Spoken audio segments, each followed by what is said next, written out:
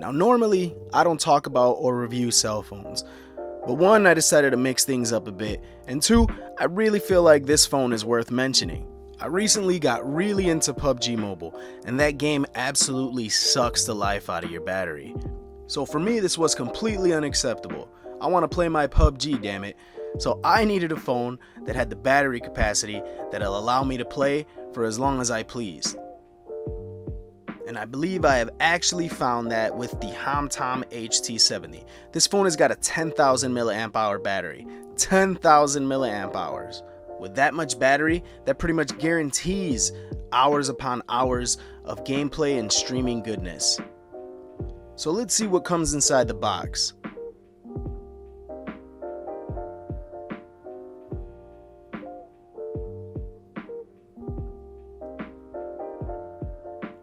There's the phone itself. This thing is a brick. Very nice, but it is freaking huge.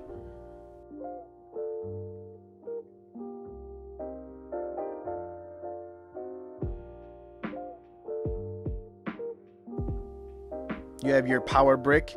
They gave me a European one for some reason, but it's cool. I got converters and whatnot. USB Type-C cable.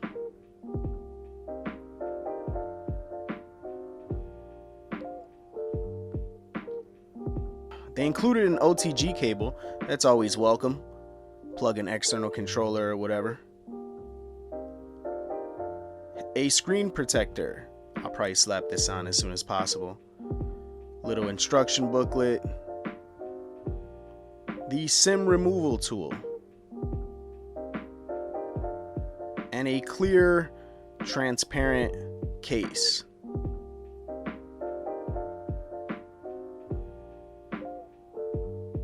This is also one of those phones that doesn't have a headphone jack, so they included the converter from the USB Type-C to the headphone jack. Let's take a closer look at this phone. As I said before, this thing is absolutely huge. It's really meaty.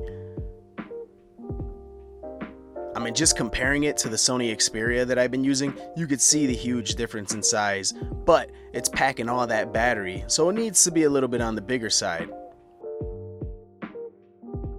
The bottom of the phone has the USB Type-C port, and it looks like it has two speakers, but it actually has one, but that's okay because the sound is actually not bad. Over on the side of the phone, you got the on-off button, as well as the volume rocker. On the other side is where the SIM tray is at. On the back of the phone, it's got one of those two camera setups. One of them is 16 megapixels, the other one is 5 megapixels, as well as the fingerprint scanner. And the front-facing camera is 13 megapixels. So overall, not bad. The rest of the phone specs are pretty much what you'd expect from a high-end smartphone in this day and age. Good, but nothing groundbreaking. Turning the phone on, everything was really nice. It's got a 6-inch 720 display. Would have been a lot better if it was 1080, but I got no complaints. Everything flowed real smooth. It's as close to a stock Android experience as you're gonna get, which I greatly appreciate. I hate when companies fill phones up with bloat apps and just try to reinvent the wheel. I noticed it didn't have a drop menu, so all your apps are pretty much going to be there at the face home screen, but that's not a problem because you can rearrange in folders and whatnot. So let's get into the real highlight of this phone, the battery. I have to say, it's outstanding. I took this phone with me to the airport and I spent about a good 4 hours watching shows and movies and playing games. When it was all said and done, I still had about 76% battery life left. It hardly put a dent into this thing's battery.